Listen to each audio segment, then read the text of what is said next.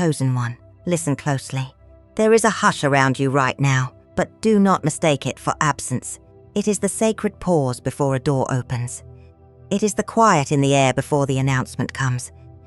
Before what has been hidden begins to move toward your life with weight and purpose.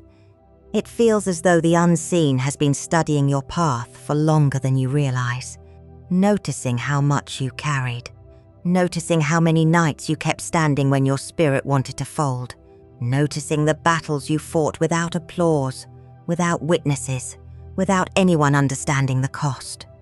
And now, something is answering. This does not feel accidental. It does not feel like scattered chance. It feels like an arrangement that has been forming behind the veil, slowly and carefully, so that when it reaches you, it does not overthrow you. It meets you when you are strong enough to receive it, and wise enough not to abandon yourself for it. So arrive here gently. Let the noise outside your chest lower for a moment. Breathe. Listen. Feel what rises, and let what does not belong pass through your hands like wind. This message is not meant to force your belief. It is meant to meet the part of you that already knows something has been shifting. Because the first thing pressing through is this. You have been powerful for too long without being held. You became your own wall because life gave you too few safe rooms. You became the one who repaired, decided, carried, endured. You learned to keep your face calm while your inner world was carrying thunder. You kept moving while your soul was tired. And eventually people mistook your survival for proof that you needed nothing. But chosen one, your strength was never evidence that you did not desire love. It was evidence that love had not always arrived in the form you deserved. Beneath the discipline, beneath the silence, beneath the armor, there is still a tender heart asking for one honest place to rest. The Page of Cups rises here like a golden cup held against a violet sky, turning your attention toward the tension between receiving tenderness and protecting the wound that made you careful. Flowers gather around this moment, yet a net lingers near the edge, as if part of you still wonders whether softness is a gift or a trap. But something inside you is learning to look at the cup without flinching. Not every offering is a threat. Not every approach is a demand. Sometimes the soul recognizes peace before the mind can name it. The Ten of Swords stands at the edge of that recognition, because before you could trust any cup offered to you, you had to survive the season that taught your hands to shake. Chosen one, this is where your strength was forged, but not in a palace. It was forged in cold places, in rooms where nobody asked what you were carrying. It was forged while you prayed without witnesses, while the world kept moving, while your heart learned to kneel inside itself because standing became too heavy. There were moments that felt like endings, not dramatic endings, not the kind people rush into comfort but private endings. A version of you stopped expecting people to notice. A version of you stopped explaining the ache. A version of you looked at the swords around your life and said, "If no one is coming, then I will become the guard at my own door." And you did. You became watchful. You became sharp. You learned the difference between a promise and a pattern. You learned that some smiles can still carry shadows. You learned that access to your heart is sacred, not casual. And somewhere along the way, your survival became so refined that people called it independence, when really, it was grief wearing discipline. But listen closely. The wound did not make you weak. It made you precise. You stopped handing your softness to careless hands. You stopped mistaking intensity for devotion. You stopped letting people enter your peace just because they were loud enough to knock. That was wisdom. That was protection. That was your spirit building a shelter out of everything that once tried to bury you. Still, the deeper truth is this. A fortress can save your life and still become lonely. A wall can keep danger out and still keep comfort away. The same armor that defended you can begin to feel like a second skin, heavy, familiar, hard to remove. And now the tension inside you is holy and human at once. You want to be safe, but you do not want to be unreachable. You want love, but you refuse to lose yourself inside it.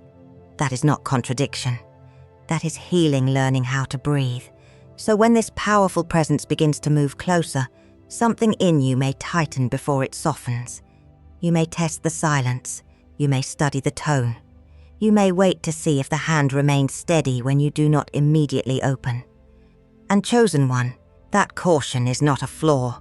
It is the evidence of everything you climbed through. But this new chapter is not asking you to tear down your fortress overnight.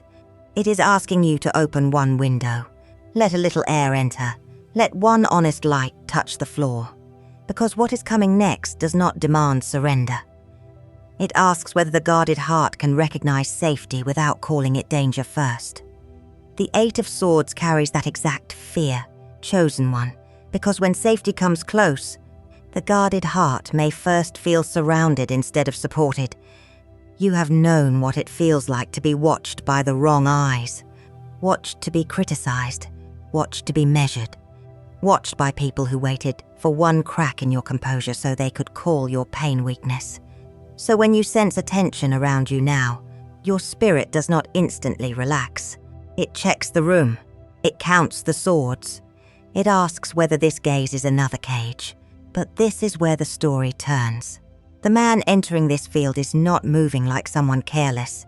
He is not charging toward you with noise, demands, or entitlement. He is watching with discipline.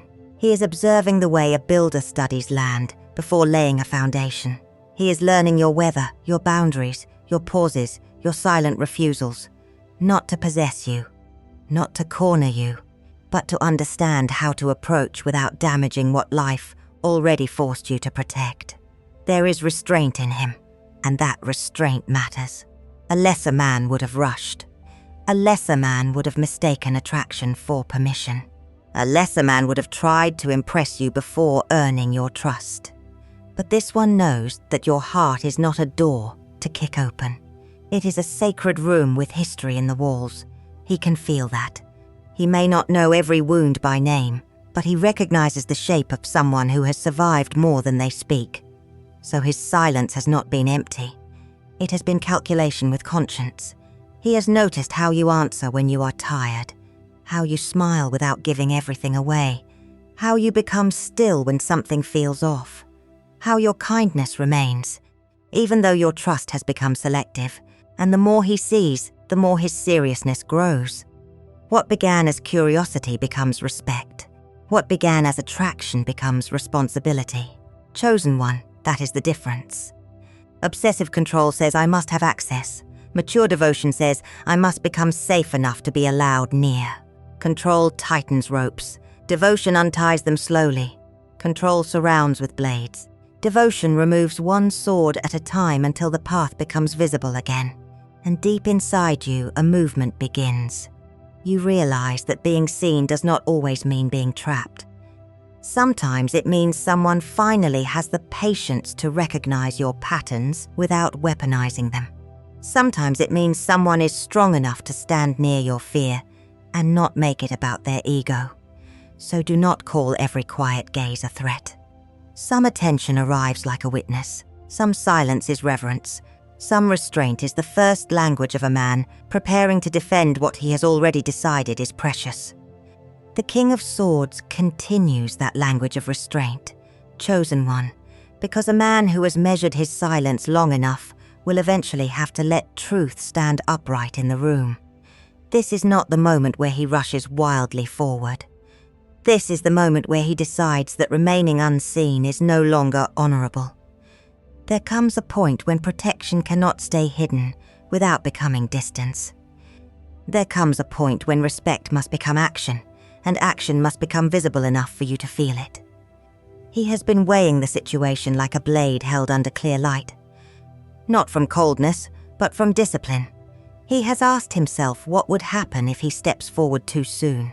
He has asked what would happen if he waits too long. He has considered your guarded nature, your history, the careful way you move when trust is on the table. And beneath that silence, something else begins to speak. He is beginning to understand that you do not need vague interest. You do not need secret admiration that leaves you guessing. You do not need a man who watches from the shadows forever, while you keep wondering whether your intuition is inventing comfort out of loneliness. You need clarity. You need steadiness. You need someone whose words line up with his posture. That is why the energy shifts from observation to declaration. Not theatrics, not performance, not a loud display meant to impress strangers. This is a different kind of public. It is the public that happens when a man stops hiding his care, when he allows his choices to reveal allegiance, when he no longer acts neutral around people who misread you, diminish you, or test the borders of your peace. He may speak with calm authority. He may draw a firm line where others expected him to stay quiet. He may make it known, without unnecessary drama, that your name is not open territory. Your heart is not a game board. Your presence in his life is not something he treats casually. And chosen one, this may feel unfamiliar, because part of you learned to defend yourself before anyone else arrived. Part of you still expects to be left alone at the difficult moment. So when someone with a steady voice and a clear blade chooses to stand beside you, your inner world may pause. It may not know whether to trust the crown, the sword, the blue cloak of certainty. But what you begin to realize is powerful.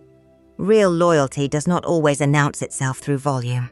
Sometimes it announces itself through consistency, through a boundary spoken at the right time, through a decision made when nobody can reward him for making it. He is not stepping forward to own you. He is stepping forward to make his position undeniable. And when a serious man becomes undeniable, confusion starts losing its throne. The Two of Pentacles enters as confusion loses its throne, because the next lesson is balance. How to receive defense without handing away your crown. Chosen one, there is a difference between a man who protects you and a man who tries to manage you. One stands beside your strength. The other becomes uncomfortable with it. One notices the weight in your hands and offers steadiness. The other reaches for your choices and calls it love. You have lived long enough to know the difference matters. Because some people use concern like a leash. They say they are worried, but what they really want is control. They say they are helping, but their help makes you smaller. They step into your life and rearrange the furniture of your spirit until you no longer recognize your own room. That is not the energy moving toward you. This presence does not feel like a hand closing around your throat. It feels like a hand steadying the table while you choose what stays and what goes. He is not arriving to make you less powerful. He is arriving because your power is part of what drew him. The way you kept balancing grief and responsibility. The way you held one coin of survival in one hand, one coin of hope in the other, and still kept walking. He has seen the storm clouds around your path. He has seen the cracked ground where you learned to dance carefully. He has seen how quickly you adjust when life throws another demand at your feet. And instead of mocking your caution, he respects the choreography it took for you to remain standing. But here is the holy tension. You may be tempted to carry everything even when help appears. You may keep juggling, even with someone beside you, because struggle became familiar. You may say, "I have it," before anyone asks. You may move too quickly to prove you are not needy, not dependent, not vulnerable enough to be disappointed again. But protection is not always an insult to your independence. Sometimes it is recognition. Sometimes it says, "I know you can fight, but you should not have to fight every battle alone." Sometimes it says, "Keep your crown on.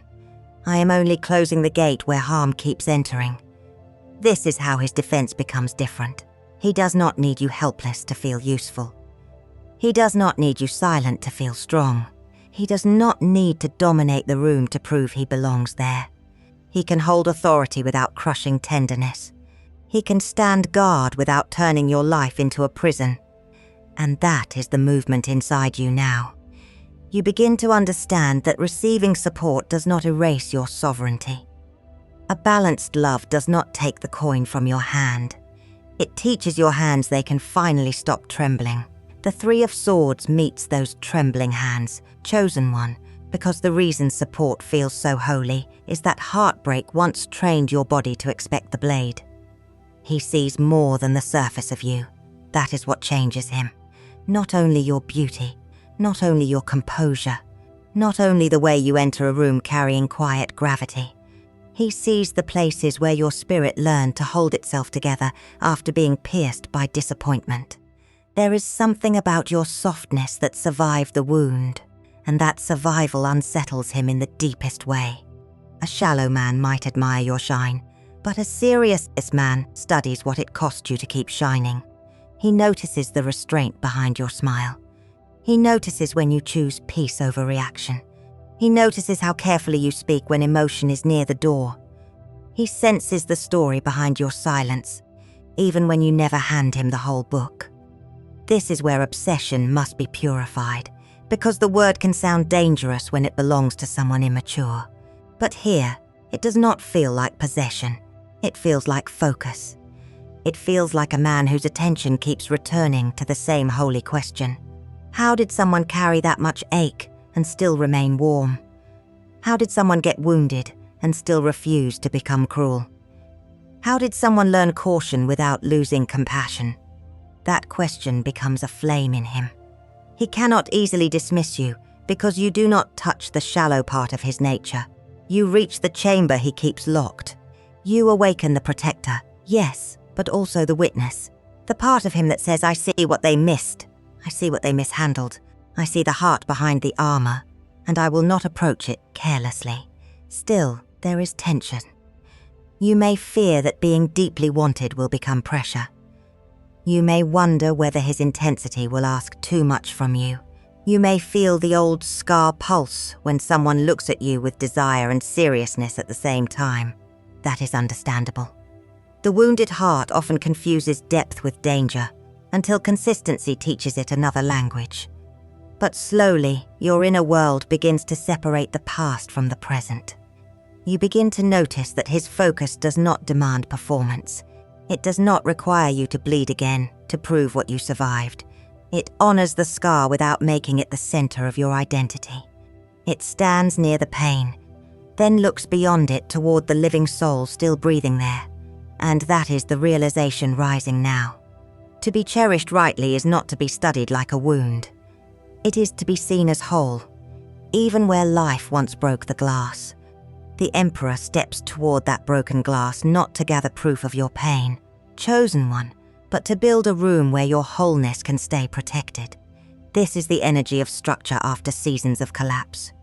Not a cage, not a command, a foundation, a door that locks against chaos, not against your freedom. A roof over the part of you that has spent too long standing in emotional weather, pretending the rain was nothing. He carries the weight of someone who understands responsibility. There is a throne in his spirit, but it is not made from ego. It is made from discipline, consequence, experience, and the kind of hard lessons that teach a person to speak less and mean more. He has climbed his own mountains.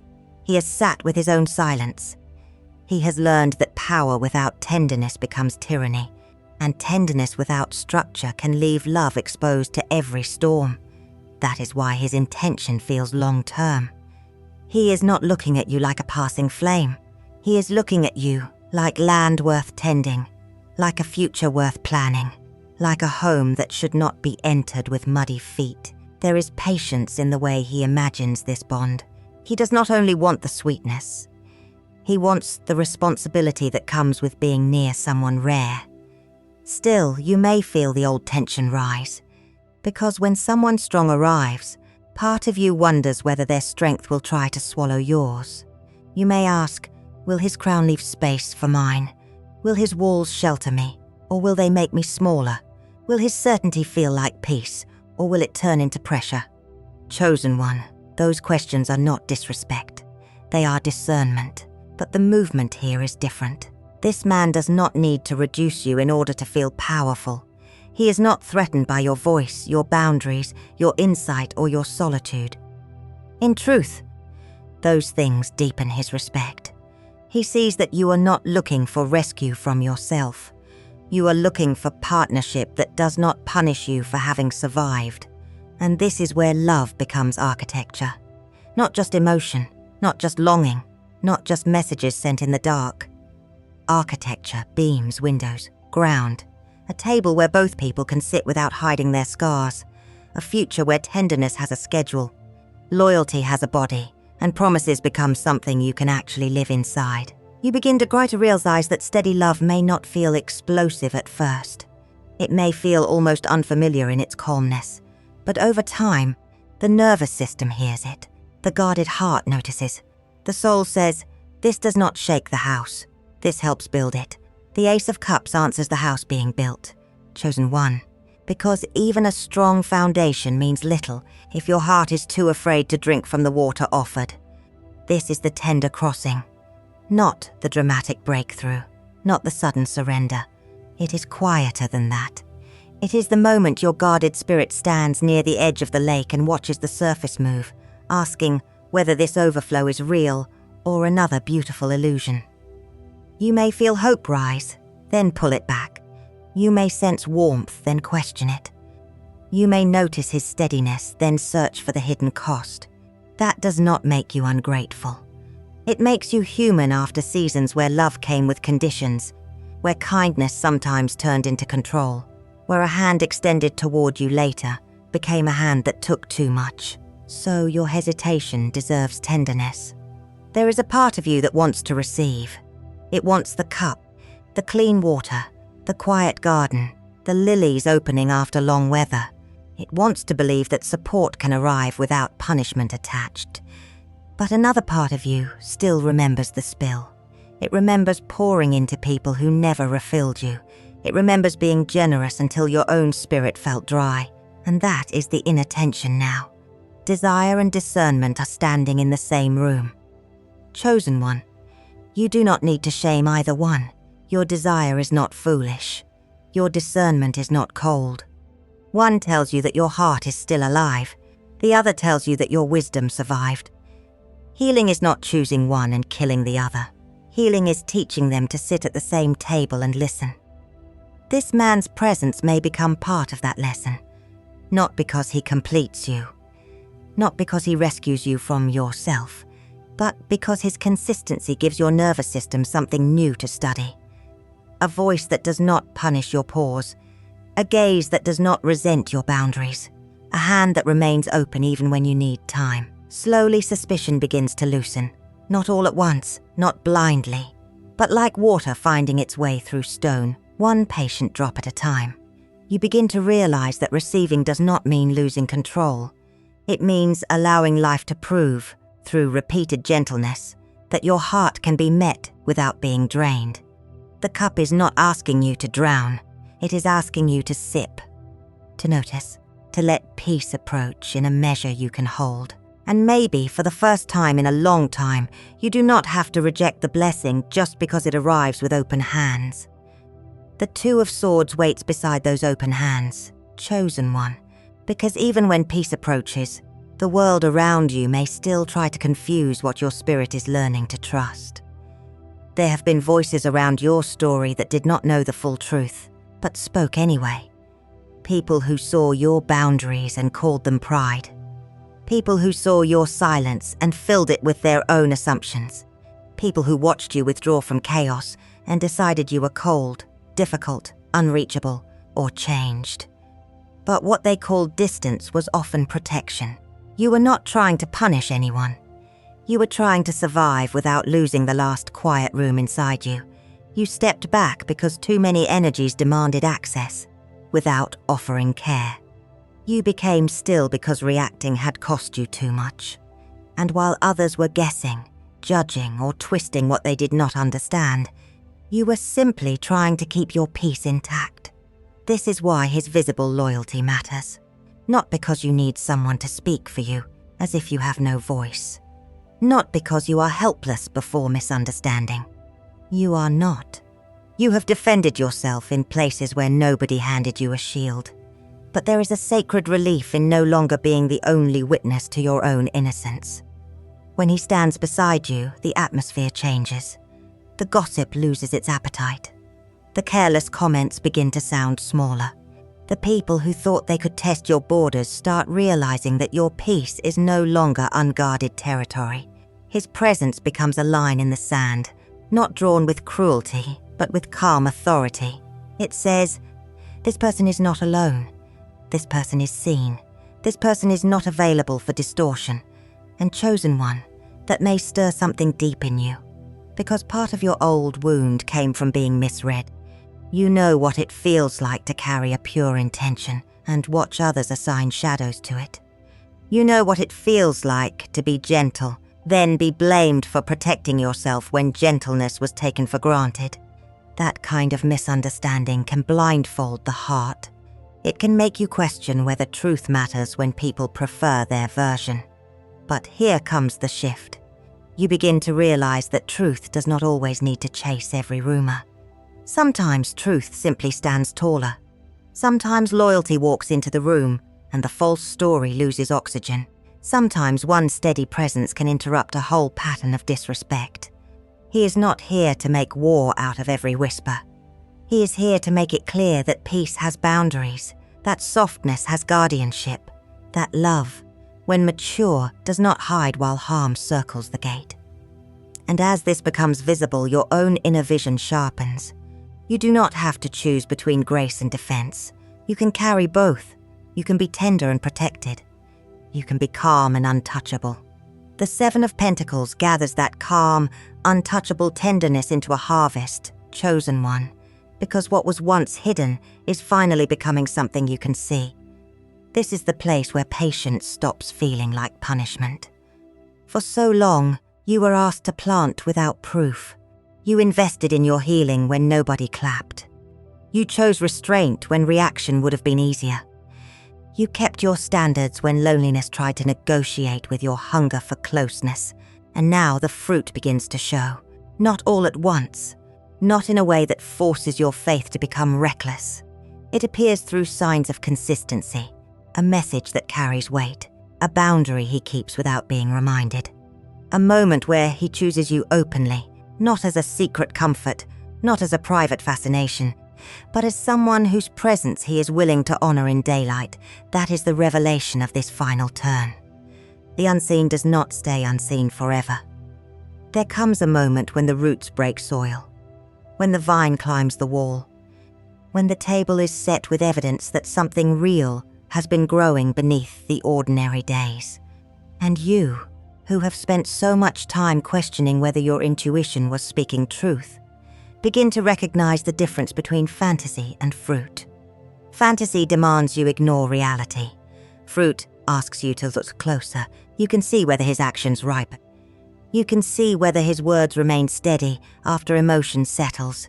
You can see whether his protection respects your freedom. You can see whether his devotion becomes nourishment or only noise. And chosen one, this is where your power returns fully to your hands. You are not being swept away. You are observing the harvest with wisdom. Still, there is one last inner gate. Part of you may fear abundance because scarcity became familiar. You may wonder whether happiness can stay. You may look at the baskets, the flowers, the full table, and hesitate because your spirit remembers seasons when every gift had a hidden price. But the movement now is not toward blind trust. It is toward embodied recognition. Your heart begins to say, I can move slowly and still receive. I can be loved without disappearing. I can be defended without being controlled. I can be chosen publicly and still keep my sacred center. I can let the door open, not because I am desperate, but because I have finally learned what safety feels like when it does not shout. And when this connection becomes undeniable, it will not need chaos to prove itself. It will feel like a lamp in the window, like fruit gathered after a long season, like a steady hand beside yours, not pulling you, not pushing you, simply showing that the waiting was not empty. And if the waiting was not empty, chosen one, then neither were the quiet years, the closed doors, the lonely prayers, or the nights you thought nothing was moving. Something was being taught inside you, not to make you harder, but to make you clearer. You were learning the sound of peace. You were learning the difference between a hand that reaches to take and a hand that reaches to steady. You were learning that love, when it is mature, does not need to frighten your spirit into surrender. So breathe here. Do not rush the unfolding. Do not force a sign to become a whole story before its time. Let what is real keep proving itself through consistency, respect, patience, and visible care. Let the one who claims to value you show it in the daylight, not only in silence. Let your guarded heart open slowly, like a door that still remembers storms, but can finally feel the weather changing. And most of all, do not abandon yourself at the threshold. The blessing is not just that someone may be ready to defend you. The deeper blessing is that you are ready to recognize protection without confusing it for control. You are ready to receive love without shrinking. You are ready to be chosen without begging to be seen. So tonight, carry this softly. The lamp is in the window. The fruit is on the table. The steady hand is near. But your soul remains your own.